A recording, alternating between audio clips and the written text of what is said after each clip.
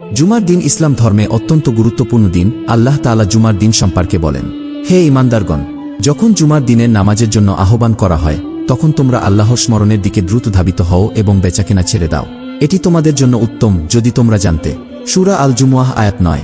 রাসূলুল্লাহ সাল্লাল্লাহু আলাইহি ওয়াসাল্লাম বলেছেন, জুমার দিন সপ্তাহের শ্রেষ্ঠ দিন।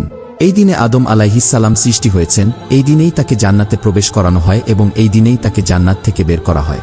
মুসলিম শরীফ।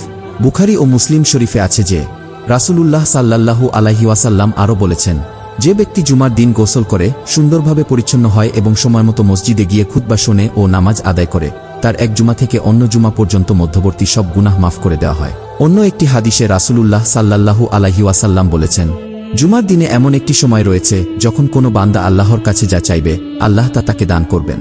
বুখারী ও মুসলিম। জুমার দিন আমল যা করা উচিত: গোসল করা ও পরিপাটি পোশাক পরিধান করা, খুশবু ব্যবহার করা, সূরা কাহফ তিলাওয়াত করা, দোয়া ও ইস্তিগফার বেশি বেশি করা, প্রথম সারিতে গিয়ে জুমার নামাজ আদায় করা। আল্লাহ আমাদের আমল করার তৌফিক দান করুন।